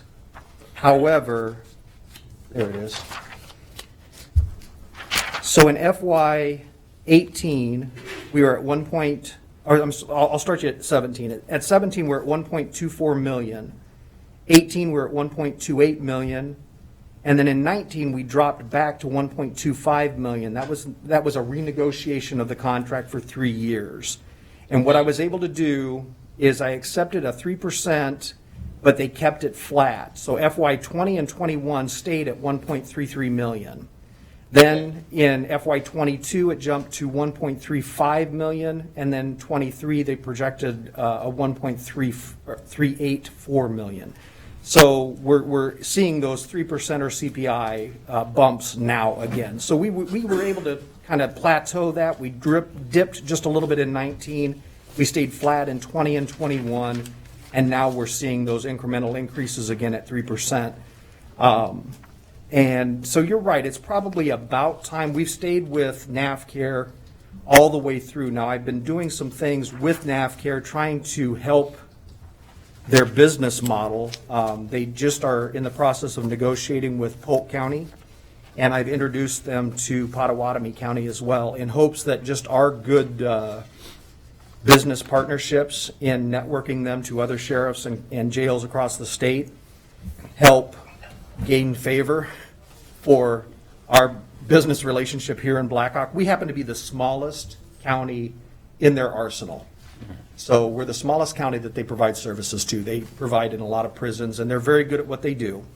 But if we can get them, and we are also the only jail in the state of Iowa that they provide services to presently. But it does sound like they're going to get the Polk County contract, and like I say, at winter school this year, I introduced them to Pottawatomie County. So we're trying to help them with that. If we can set up a plan for renegotiation, we're also the longest contract that they've had. So it's not uncommon to go back out for bid. Like you say, it's painful, but it's probably getting close to time in the next couple of years to put that contract back out for bid. The last time we did this, if you'll recall, we went from, I think we had 12 hours of medical coverage. That's where we went to 24 hours of medical coverage, and we reduced our liability. Now, anytime we get a grievance, anytime we get a lawsuit that has anything remotely involving medical, which is about 60 to 80% of the complaints that we get, we don't even sweat it. It's electronic medical records, the documentation, all of that. We just have no concerns about an inmate grievance or lawsuit filing with regard to their medical treatment, mental health or medical treatment. So it's well worth the contract, but putting it out for bid keeps people's pencils sharp and keeps business relationships honest. So we'll take that back under advisement, and we've already been having that conversation. Thank you. Yep. Thank you. Yep. You have the health services item also on there that increased. What is that not cover, I guess? That particular, it's the 27,000. I thought in addition to the professional services, obviously, it just says health services, 27,093. Just curious, I guess, if that's. What's the line item? 0676. Thank you. That's the 1,384,834. What do you mean? The 27,093? Yeah. That's the change. That's the And percentage of change. I meant, and what kind of items are in that health services in addition to the professional services we have? Is that Oh, professional services is like our legal. like, yeah, oh, okay. That's like, so every time we get sued, we have, ICAP chooses like John Anderson from Swisher and Court, and so we've been very successful. I don't think we've had a successful lawsuit against us in, many, many years. And then what's included in the health services line item as far as what? Every and anything. Anything else? So if an inmate comes in with pre-existing conditions, or they come in with something that is significant, 10 years ago, 20 years ago, I would have said if they come in with AIDS, but even AIDS is not that significant of an issue for us anymore. That's covered. But if they come in with complex medical needs, they will let the jail administrator and myself know that there are needs above and beyond what is covered in their contract, but we also have contract services with the two hospitals where they have negotiated contracts with them as well. So even outside of the scope of services that are provided through our health services contract, we get a lower rate, probably the Medicaid rate. Nate? Some of the things that would not be covered by that, if we get someone in that needs dialysis or someone has to go to Iowa City for cancer treatments, that kind of thing. Otherwise, just about anything that happens. They have their own formulary, so all of our pharmaceuticals are covered out of that. And what's great about having a correctional-based healthcare system is 90% of what we see, they see across the country in correctional healthcare. And so their formulary for pharmaceutical drugs, they get very inexpensively because they distribute that nationwide. And so we really are taking advantage of a system that is very strong, very robust, and very large, us being the little fish in that big pond. Yeah. So. Okay, thank you. But it is costly. I mean, it's not, and every year, 3% over $1 million gets more and more costly, so. Thank you. So again, that's the basic budgetary numbers. Where would you like to go next? Well, I know I had questions, but we had the dialogue, and I have no more questions. I get it. I understand. So. You want to talk courthouse security? Well, that's exactly what I'm referring to. I mean, We can now. I get it. I mean, basically, there's more than 40 hours of coverage that's needed. There's many moving parts involving the county attorney's office. If you have one person down there, you still need to compensate for vacation, training, sick, meal times. It's a 9.5-hour day. So, yeah, I get it. I mean, I am considering the budget as a whole, but as recently as this morning, I was at the sheriff's office and had a discussion and had many of my questions answered, and quite simply, I understand the dynamics. Are they anything that would be important to share with us? I mean, you said had Well, questions answered. Yeah, I mean, in its simplest form, it requires more than 40 hours. It basically equates to, I think, 1.8 FTEs. Correct. And if you're going to have 1.8, you might as well have 2. I mean, I wouldn't want to do that job. I mean, I'd get bored, quite frankly. And I'm not a young man anymore. But it is required. It is necessary. And I understand the dynamics. I stood here 3 or 4 weeks ago in front of you and told you that we base our deployments on data. And this courthouse generated 114 calls for service last year as compared to Dunkerton that generated 144. So this city block generated as many calls for service almost as the entire municipality of the city of Dunkerton for an entire year.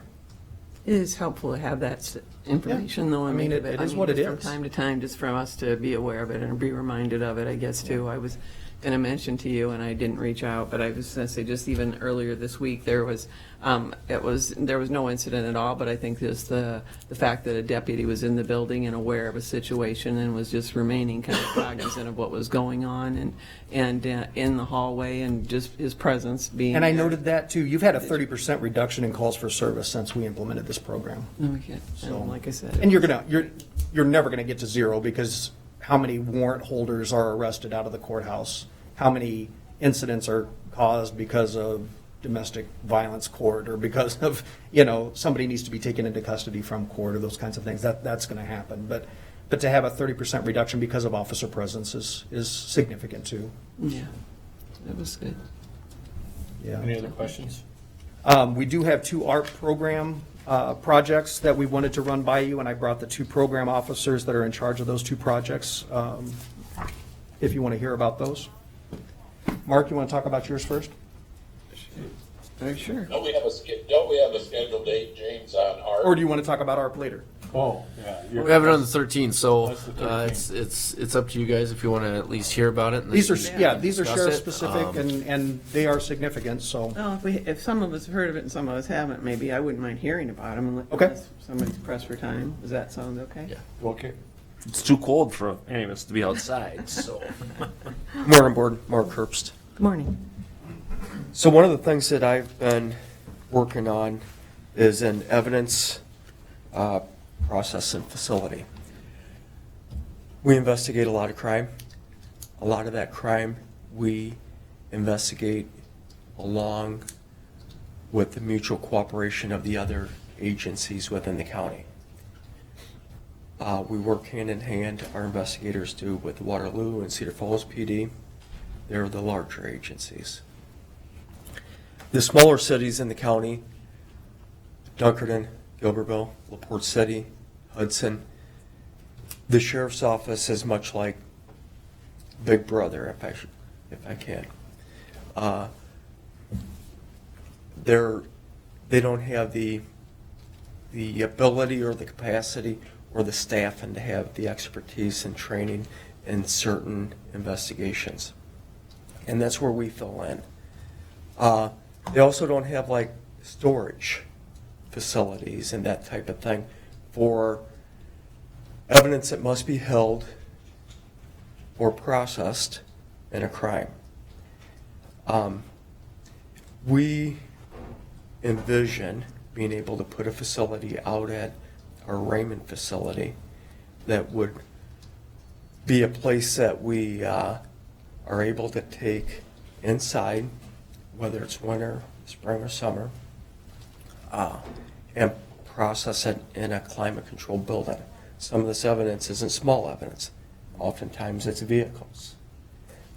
Currently, the process when we fume a vehicle for latent evidence is that they build a tent around that vehicle with PVC. They encapsulate the vehicle, they fume it, they let it set for 2 days, and then they tear it down to process it. Currently, that can be done over at the city garage, the old city garage, or it's done over at our impound, which is a 50, 60-year-old tin building, not climate controlled. When they build that quote-unquote tent that I talk about, it takes 2 or 3 people up to 4 hours to do that. And then they do what they need to do with the processing of it, and then they have to tear it down. It's labor intensive, and it's really not. We could do better. We have visions to do much, much better. When we process the underneath of a vehicle, or in cases where the task force does a search, there are investigations that take place which a vehicle lift would be done much, much safer than it's currently done, and we simply don't have the capacity to do that. All of those types of things would occur at this evidence processing facility. Then I'm using a vehicle, for example, when there's evidence within the vehicle that needs to be processed or fumed. What would happen there is that stuff's removed, it's taken into a small lab that would be inside the same building, processed, and then stored in the same facility. Right now, none of that occurs. This would be a resource for our agency. This would be a resource for each of the other agencies within the county.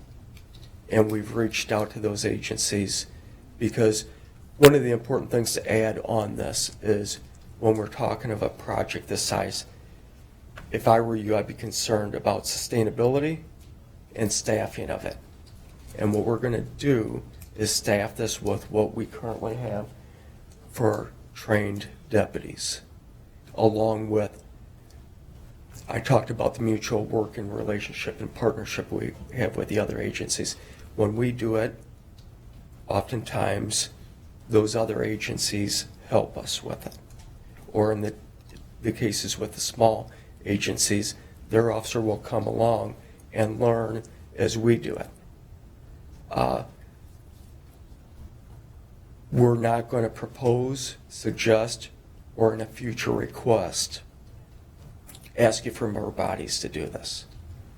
We want to make this a one-time capital project that's a structural facility along with the necessary equipment to run it, and then from there on out, we run it with the staff and the other officers within the county that would be the beneficiaries of this. So You with said the- I'm sorry. No, go ahead. Storage as well? We could Yeah. use for storage? So we want to be able to, some of these vehicles that come in, oftentimes after they get processed, some of them can be released. Yes. Other cases, we hold them for up to years, and that clogs up the current impound that we currently have. You may have questions about that, Yeah, as far I was as gonna what do say we still do with use that. it, yep. I don't suggest that we get rid of it. I suggest that we keep it, but that's a cold storage facility, and it's not cleanly and hygienic, but there's certain types of things that can be kept over there. But some of these vehicles are kept for 6 months, and we currently have vehicles over at the impound that have been there over 5 years, and we can't get rid of them. They were attached to a serious criminal case. Some of those people that have been sentenced to prison have appeals pending, and that evidence remains. We've got a motorcycle over there that we've had in custody since 1975, and we can't get rid of it. And so, along with that, we create a new facility, and then what I don't want to do is outgrow it and then be somebody in the future come back asking you for more. That's got a purpose. We've exceeded its purpose, and it doesn't allow for certain work that we do currently. I'll give you an example. Last February, we were having a burglary string, and we were processing vehicles over there. We had detectives over there for several days in a row processing vehicles. That's when we had that cold string. And when it's negative 15 degrees outside, it's just as cold inside of there. In August, we were processing vehicles over there. It was only, 95 or 98 outside, but inside that building, it was 115. So it should be kept, or I recommend that it be kept. We continue to use it for certain things. There's some of these old historical cases. That's a perfect place for them to be. I don't believe you talked about square footage of this new facility. Yeah, it would be around 8,000 square foot is what I'm projecting. Leading up to this, I initially pulled a figure, just throwing something against the wall of $750,000. We have been seeking quotes that are non-binding, especially in this time and day and age with the supply chain and construction and that type of thing. We've reached out to a few different companies with what we envision, and have been getting those quotes back. And where I'm at right now, I think if we were to build this, it'd be closer to $1 million. Was this going to be a need that you saw that we really probably should be addressing anyway, but ARP money was giving us an opportunity to consider? Yeah, actually, I had been running with a grant that I was going to apply through the casino. And parallel to this, I think I'm still going to go with that. The casino just opened up funding. Again, they had a little bit of a slowdown with the COVID and the shutdown of the casino, which they invited us to a workshop that they had out there about 2 months ago. The facility I'm talking about has been something that we have bounced around for many years. We knew it. But when you're talking about something of this size and there's money that's involved that we knew that the county didn't have. And the ARP money provides a mechanism that we can do that to keep this off the backs of the taxpayers. If we're able to get some money through the casino, I think that that's an added benefit. Again, one of the casinos, we feel like that this facility would fall right in their wheelhouse of what they like to do. They like to do capital projects. They allocate a certain amount of funding that must and need to benefit those that live and reside within Blackhawk County or the public entities or nonprofits that are within Blackhawk. So we think we've got a decent chance of obtaining some money, at least some money through them. But we've been cautious to bring this before you prior to this, and then the ARPA money kind of opened up. And, you know, I had a conversation with Tom a while back ago. And Yeah, I've got a couple of questions or comments to make. And, yes, sir. First off, Mark, you did an excellent job. You know, I've talked to you on this a couple of times. And we had a good conversation. And Tony, don't storm the podium. Let me finish. Overall, I thought it was an excellent idea. I thought it was a good use of the funding. But I told him over the years I've had a concern because the sheriff did tell the public, myself, and the board that no tax dollars would be spent out there. And I told Mark this, but in the end, even though ARP money is tax dollars, it's money that the county has allocated to them to use for situations like this. And I think it would be a proper use. And there was one key thing I told him about no future expenditures, whether it be for staff or things like that. And he mentioned that today and kind of guaranteed that. So normally I wouldn't support anything that had to do with tax dollars out there, just mere of the way this thing started years ago. But I think in this case here, it's probably a worthwhile project. The only thing that I would suggest, and I could be wrong on that, Mark, is it sure seems to me you'd go the way of a design engineering company first to do the design before you would actually to see what type of a building you need and blah, blah, blah. I think that would be the first request, and the second request would be the actual funding of the build. Now, I could be wrong on that, but it just seems like you would have hiring somebody first as a design company. Yeah, that's Anyway, with that said, I think it's a great idea. I've been at the other facility over the years, and it's not a very good place. And I think this could be an asset for Blackhawk County, and I think it could be a good use of ARP funding.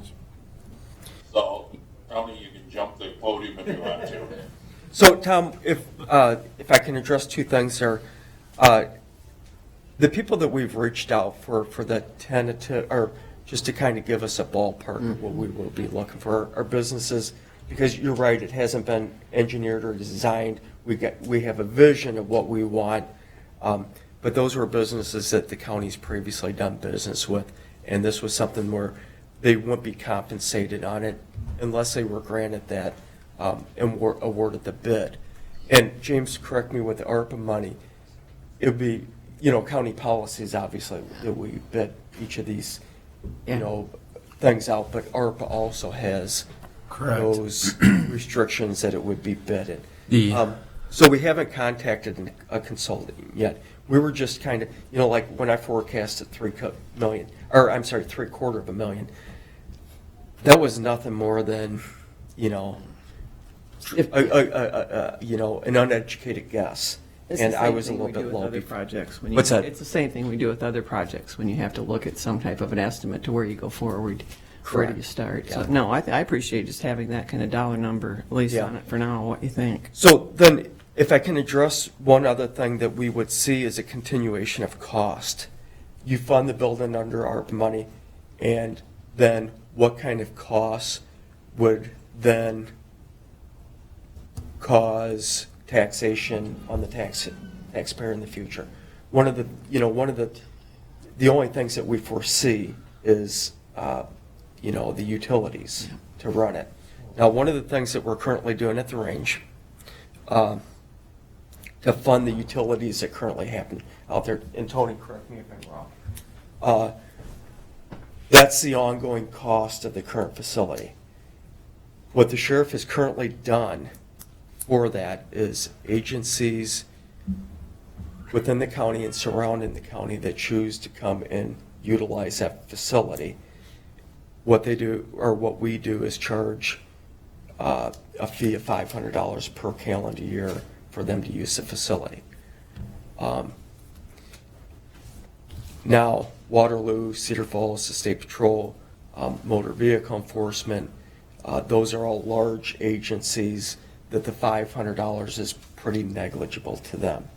There's other agencies like Hudson or Gilbertville, those types of agencies. The $500 means a little bit more to them, but they say pay the same. Now, one of the things, Waterloo PD and Cedar Falls PD, the State Patrol, MVE, all of them have a robust training program of their own, and they have instructors of their own. So they don't depend on usage of that facility to come to sheriff's office training, which we have training once a month, and we have our own instructors that put a curriculum that we forecast out each year. The smaller agencies, again, when we talk about crime scene process and that type of thing, simply by size and budget and that type of thing, they don't have the means for that. The same goes true for training. Training's expensive, and what they're able to do, inclusive in that $500, is piggyback onto us. For example, yesterday we had driving training out at the range. In addition to our staff, I know that we had Hudson, Jessup, Gilbertville, Evansdale, and I might be missing somebody else. That's training that they would either otherwise have to send down to Des Moines to do. And we provide it for them here for free. So that's where the $500 to those small agencies becomes not an issue, because it's much cheaper for their budget just to train locally. Okay. What's that? And it more than offsets the utility. Yeah, and so what we've done on the utilities that occur out at the range is that does, I think, come out of the general fund, but then it's offset by that contribution from all those agencies into the general fund to pay for that. This building, again, as we project, we think that money will also offset the ongoing expenses with the utilities on that. Where is the closest or other facilities like this? Do larger counties typically have something? For an similar? evidence processing scene of what we visualize, Des Moines. That's okay. I just wondered what other. Yeah. So what we probably see on this is we're going to be a partner on this. If Buchanan County or Bramer County needed to use it, okay. Where are they at with this type of thing? We're going to be a good neighbor. Okay. And there's things that. Go ahead. Mark, did you say this is going to be a temperature-controlled building in the summer and also in the winter?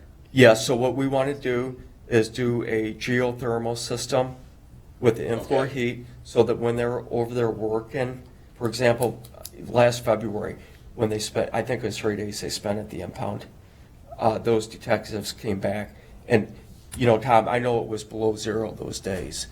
They came back, and that's not optimal conditions to be doing the type of work they're doing. So we want to work, which is the most, if we're building this building, build it right, and build it with the how we can reasonably, most efficiently do the climate control on it. I think that's a great idea. I'd really be surprised if you could do geotherming out there in that area of rock and stuff, but it'll be interesting to see. Yeah. The other building, Tony, the other building is geothermal. Right, we're learning from the lessons that we've learned from the other building. We're actually gonna take it one step further. We already have geothermal, but we're gonna take it one step further and put the in-floor in instead of forced air. Okay. Yeah. Correct. I know Waterloo has been trying to have a building like this for 5-6 years now, and they've been unable to get funding. And, So it just and that's seems part of the like reason in the past, perfect. we've taught, our detectives work with their investigators close, and oftentimes they work mutually together on this. We've reached out to all the other agencies, and I spoke with Duncan and Leibold over at the PD. Then they had our people work directly with their boots on the ground that are doing this, and so they're kind of, so part of this project is coming from the ground up of the investigators that actually do the work and what they see, what they want, and what they need. And this wasn't asking them to participate with us financially, it was just providing the service for them going forward as a county. That's correct. And so what the other agencies have done as far as what we're going to apply through with the casino, they are providing us letters of support saying What it'll do we're for excited Sure. about this and we currently don't have it, and we look forward to using it. It's going to benefit us. Great. And you planning Okay, on thanks. keeping the other building too, Mark, you said? Tom, I think that's a good idea. Yeah. We own that. Right. We currently own that, correct? That is correct, yeah. Yeah. That was a building from the old lumber yard years and years ago. Yeah. Yeah. And then we Long acquired it time. then, and Is Yeah, there something? and it relatively doesn't cost us a whole lot of money there. You mentioned working in it's bad, but it's just to go in it's bad any time of year when it's. it's an open tin shed, and it Yeah. wasn't sealed like what they would do today, and it's, I mean, I don't know how old it is. It's, Yeah, but so there's it's usage. got, But if, as long as we can use it. it's That's usable, usable, and yeah. it serves its purpose for certain things And that I use think this that differently. we continue to Uh-huh. utilize it. And then it Sounds doesn't good. put you guys or a future board, if we ran out of room, to then, we won't have ARPA money then. Yeah. To then try to come up with At something one that would, time, yes. and the construction cost of that in the future would be far exceed what maintaining this current one is. Yeah, it's a nice I one. think we had a major varmint problem there a few years ago. We did, yeah, and that was expensive to correct that. Yes, I it know, was. yeah. But it's pretty, that has been corrected. They went around the footings and sealed that up with concrete so that we don't have the same thing going. Again, you spent money on it, but you did it right. Anything else, Mark? Good job. And- Good job, Mark. Yeah, Okay, any other thank you. questions? Thanks. Good job, thank Good you. job, thanks. Mr. Knapp? All right, Nate Neff, I'm the jail administrator, and I'm going to present something here that at its surface may not, I guess, be quite as attractive as what Mark presented you. The jail, as we currently sit, as everybody knows, has 272 beds in it. Last year we averaged 263 was our average daily population. 2020 I'm going to kind of gloss over because obviously with COVID our numbers were down, everything was weird there. 2019 average daily population was 266. So day in and day out, we're running right at capacity in the jail. There have been times in the last couple of years we've been up over 300, which means we're obviously taking inmates out of county. We spent $100,000 in 18, just over $80,000 in 19. So we're spending a lot of money housing people out of county. So there's an additional need for additional bed space. But in addition to that, not just overall bed space, so we have to get, like I said, more off the table and look at it from a bigger view, a more liability view. The way the jail's constructed, it's got 50 bed pods in it. There's really not many places other than our max unit to keep people in smaller groups or to keep people safer. And where that really falls into effect is with our juveniles and with anybody such as a transgender inmate, someone that's a much more high-risk inmate, someone that's at a greater risk of either being assaulted or even sexually assaulted. I don't really have any safe place to put those. So the sheriff and I have been in contact with an architecture firm that have come in just to look and see if there's even anything feasible that we can do within the building to create some additional bed space. And we call it the mechanical room. I think when the jail was being built, it was originally where the mechanical stuff was supposed to be. They ended up putting that in the basement, so we have a large room that is not being used for anything other than storage, really. And they've come up with two different plans that would have either 28 or 32 beds that we could add into it. Obviously, the ARP money would come in great with that. Mark was able to stand up here and tell you that he wasn't going to Need any additional staff down the road? Obviously, if I'm adding 30-ish jail beds, there's going to have to be additional staff down the road for that. But again, talking about like the juveniles, for the last several years, we haven't had them in our jail. We've been able to keep them elsewhere. State law allows us to keep 16 or 17-year-olds as long as they're unenforceable felonies. We still have tried not to do that. PREA says that they shouldn't be there. We've tried to abide by that. The last few months, we haven't been able to do that. I don't know if you're familiar with how the juvenile detention center works. If they're under 16, they have to take them. Once they're unenforceable and the 16 or 17 years old, they actually can refuse them, or if they become problematic, if they're housing enforced, they can call up and say, this guy's being a problem, we don't want him. And as you can imagine, any 16 or 17-year-old that's in on robbery or any other forcible felony, there's a pretty good chance they may not be the ideal inmate for them. So we end up with them. I do my best to keep them sight sound separate from the adults, but the way the jail's currently constructed, I really can't do that on a regular basis either. So our liability goes way up with our juveniles there, certainly with any transgender inmates, any of that kind of thing, where inmates should be kept separate, they should be safer, but we're unable to do that. So in order to staff that, we need about, obviously, one officer to work the pod, but then we need one other officer to be their emergency relief. For that 24/7 for the year, that would be about 10 extra officers needed over the course of the year. The benefit of that is that second officer would actually work an intake as their secondary thing. So that officer would be able to back up would be the emergency response for the pod officer, but then he'd also be able to work an intake and help out in other areas of the jail. So you're really talking two positions, just the way you'd be doing is kind of a rotation type of thing, so it's correct. One officer would required actually be in the pod, the other would be their actual response. Okay. Yeah. And the other problem we've seen over the last couple of years with that, we've always run basically at a minimum staffing. To have that extra officer would be a great benefit, because just in the last 2 years, the assaults fights in the jail went from 14 up to 39. The amount of people who've had to put in the restraint chair has gone from 45 to 74. I know Tony's mentioned before, we're seeing more and more forcible felons.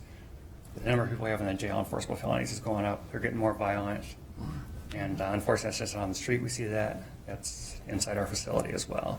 So it adds an extra layer of protection for our staff in there as well, too. And you touched on the juvenile numbers of juveniles and what that's done, but maybe I would appreciate if you'd repeat that or what you. Right now, I've got 4 juveniles in the jail. 4? Okay. And again, we keep those in a smallest area if possible.